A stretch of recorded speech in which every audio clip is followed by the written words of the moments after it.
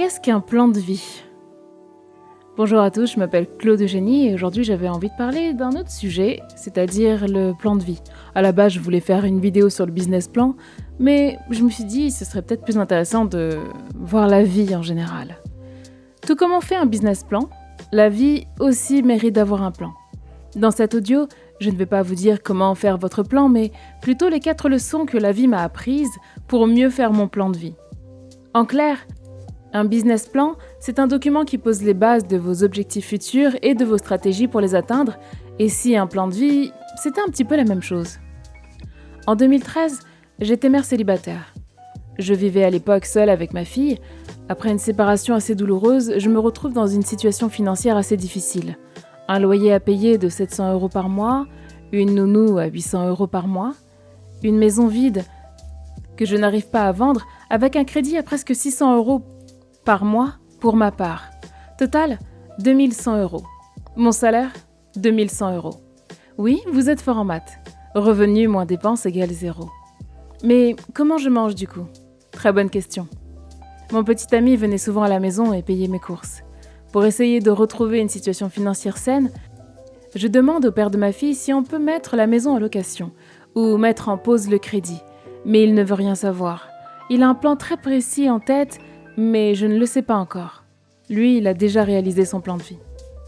Le passage au tribunal m'accordant la garde principale étant terminé, je profite du mois d'août pour me reposer. Les émotions de cette année 2013 sont rudes. Séparation, tentative de retrouver un appartement ralenti par le vol de tous mes documents administratifs, un passage devant le juge aux affaires familiales avec une avocate peu motivée par mon dossier, tout ça est derrière moi, enfin. Et je fête mon anniversaire avec ma fille, dans cette nouvelle vie. Leçon 1, vous ne pouvez pas tout maîtriser, mais vous pouvez bien vous préparer.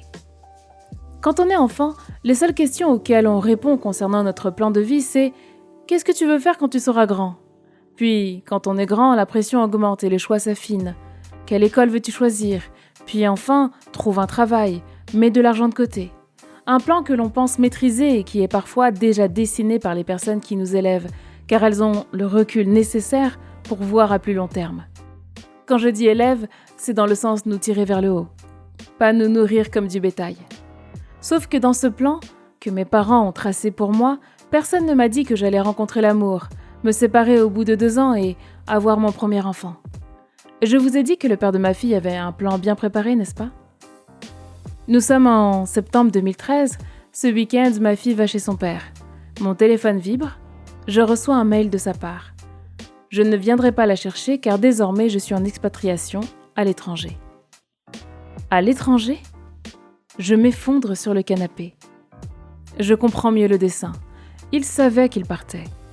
Il ne voulait pas que sa mère soit seule en faisant en sorte qu'elle puisse avoir la garde et ne veut pas vendre la maison car... Je sais pourquoi aujourd'hui, mais dans cette fenêtre de quelques mois, je n'avais pas le schéma complet. Il s'en va pour doubler son salaire, me laissant ici, doublant mes dépenses. Je reprends une avocate plus chère que l'autre, 2600 €, fais le point sur mes dépenses et ouvre un dossier de surendettement à la Banque de France. Je ferai tout ce qui est en mon pouvoir pour garder ma fille auprès de moi. Après tout, c'est égoïste, mais j'ai failli mourir à l'accouchement. Si cette histoire vous intéresse, je vous mets le lien dans la description. Leçon numéro 2, c'est quand on touche le fond de la piscine que l'on décide de changer sa vie et de revoir ses priorités. Vous êtes-vous déjà retrouvé sans argent? Pas la version SDF, non. Une version où en apparence votre famille sait que vous avez un toit, que votre enfant mange bien, que vous avez un travail de chef de projet qui paye près de 2200 € par mois, mais qu'en réalité, vous mangez un repas par jour pour faire des économies et vous dormez tard le soir car vous cherchez des solutions sur Internet? Je suis tombée sur 2 livres ce soir-là. Tout le monde mérite d'être riche d'Olivier Seban et Think and Grow Rich de Napoleon Hill. Je ne savais pas encore mon plan de vie et mon plan business commençaient à changer à ce moment-là. Même si l'argent est au cœur de nos vies et qu'il semble régir notre réalité, il ne faut pas rester focalisé sur lui pour faire son plan de vie. Le père de ma fille, par exemple, a choisi de s'expatrier pour avoir plus d'argent car sa vision ne s'arrêtait pas à court terme, mais à long terme. À court terme, il acceptait de moins voir son enfant, mais d'avoir plus d'argent. Et à long terme, d'utiliser ce coup de pouce financier pour s'installer avec sa nouvelle femme et se marier. Et vous, avez-vous pris la décision de changer votre vie ou laissez-vous la vie décider de vous changer? Leçon numéro 3. Les 12 notes de notre réalité créent le chef-d'œuvre de notre vie. Notre vie est un morceau de musique. Si vous avez été au conservatoire ou si vous vous y connaissez un petit peu en musique, tout comme moi, vous savez que dans une octave européenne, il y a 7 notes, de Do à Si. En réalité, elles sont 12. Il y a les notes blanches du piano que vous voyez et les notes noires qui sont des dièses et des bémols. Bref, vous avez compris l'idée. Il faut donc 12 notes pour composer une mélodie. Après, c'est juste une question de fréquence. C'est-à-dire, si les notes sont en haut, ou en bas, c'est-à-dire plus grave. Quand on réalise son plan de vie, on est parfois tourné vers 2 ou 3 secteurs. Son travail, sa vie amoureuse et sa vie familiale, parfois sa santé, et puis on se laisse vivre. Tout comme les notes, il y a des hauts, il y a des bas. Bref, la vie c'est un peu comme la musique. Il y a en réalité dans la vie 12 secteurs dans lesquels vous investissez. La santé et l'activité physique, le domaine intellectuel, le domaine émotionnel, la personnalité, la spiritualité, l'amour et les relations, la parentalité, la partie sociale, la carrière, la finance, la qualité de vie et la vision de la vie. Je n'ai rien inventé. Si vous allez sur le site de Mindvalley, vous allez voir comment ils en parlent. Vu qu'on est entre entrepreneurs, quel impact ce plan de vie a sur notre business?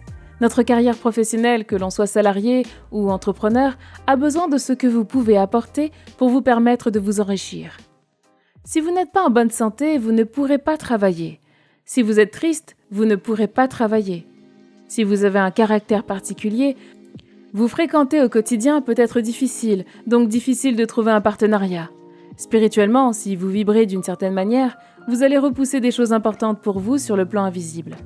Si vous vous mettez avec le mauvais ou la mauvaise partenaire, vous pouvez vous faire vampiriser votre énergie.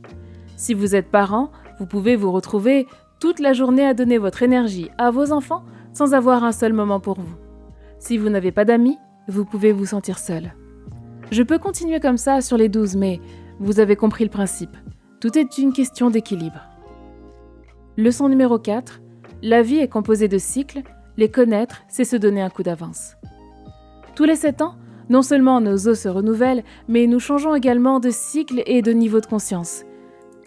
J'ai créé un document pour ceux qui veulent aller plus loin. Je le vends à un coût dérisoire, c'est vraiment pour pouvoir avoir un petit peu de soutien de votre part. J'ai mis le lien dans la description si vous souhaitez l'acheter. Il y a 2 livres sur lesquels j'ai basé toute cette réflexion. Les 8 circuits de conscience de Laurent Hugeli et Self-Mastery and Fate with the Cycle of Life de H. Spencer Lewis. Mais en résumé, tous les 7 ans, toutes les cellules de notre corps sont renouvelées. Et à cette occasion, nous avons une nouvelle vision sur la vie à chacun de ces nouveaux cycles.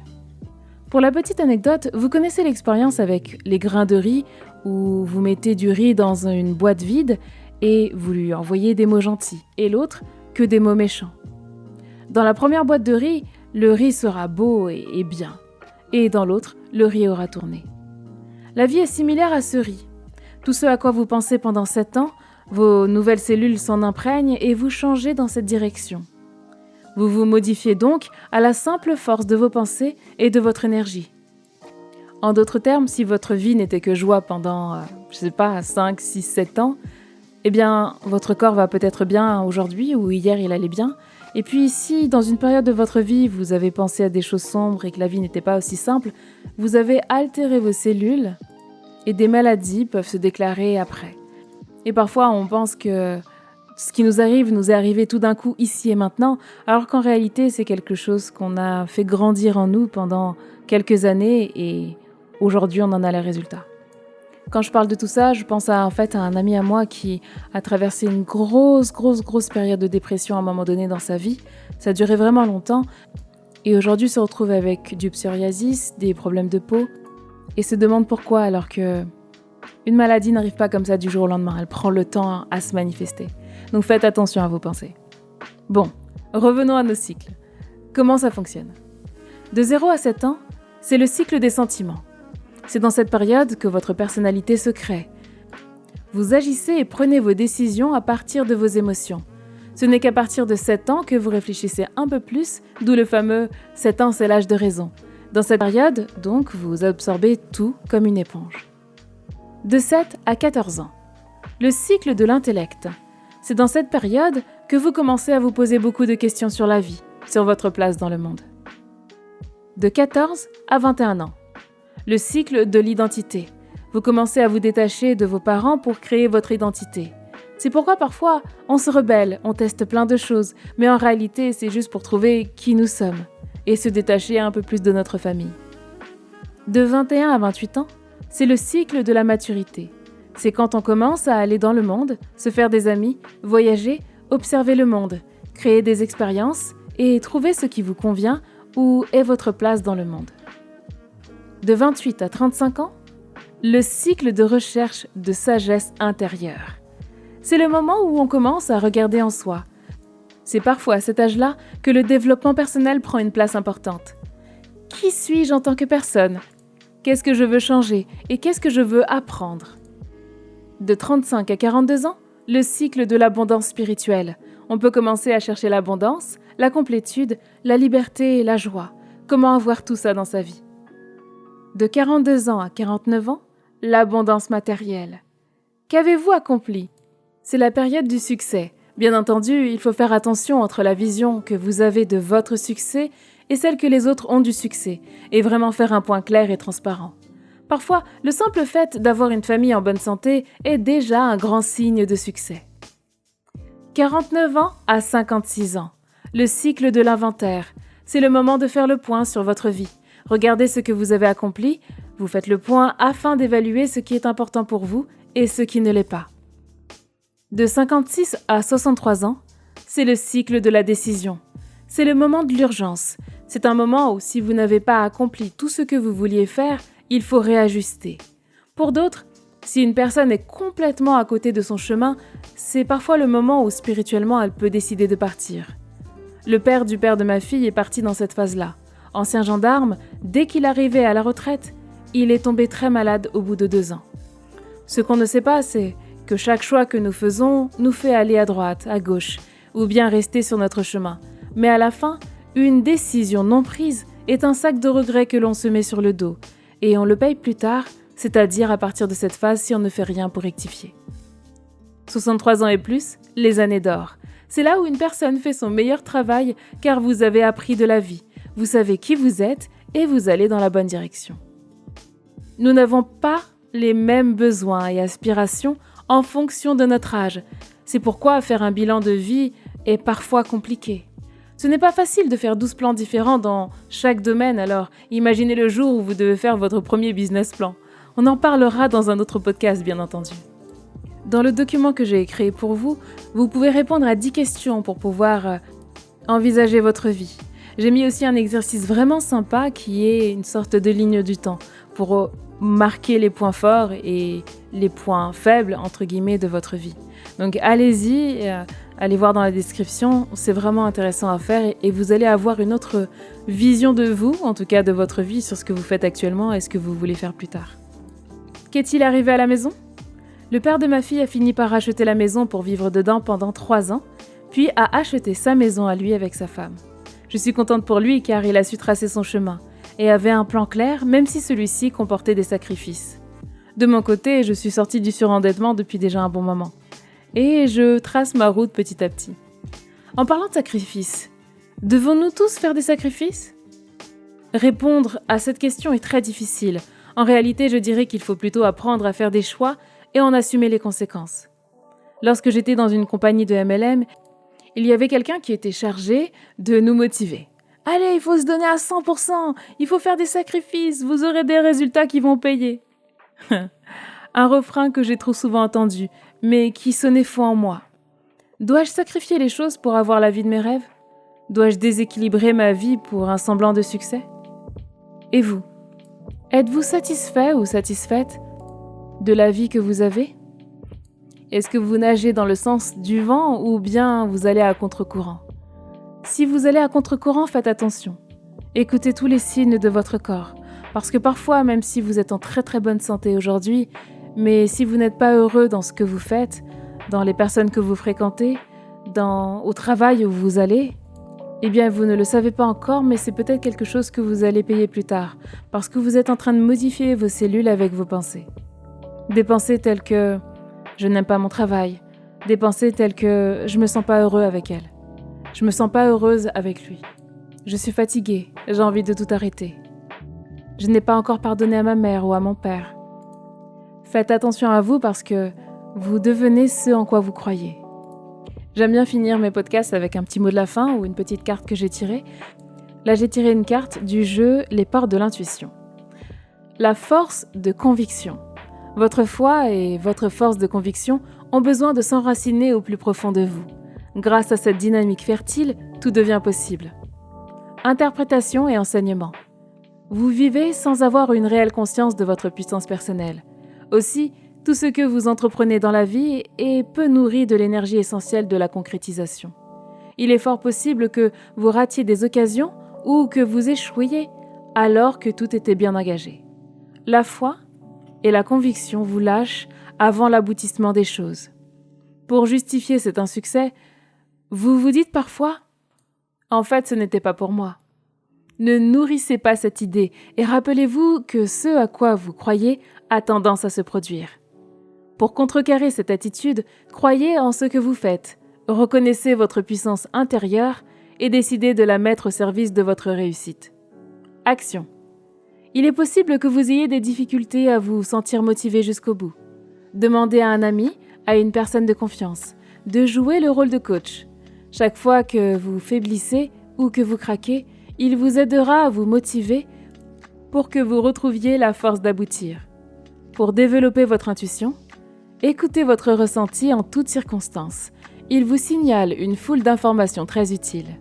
Vous aurez des indications précieuses pour savoir ce que vous devez faire et vous serez rassuré du dénouement des choses.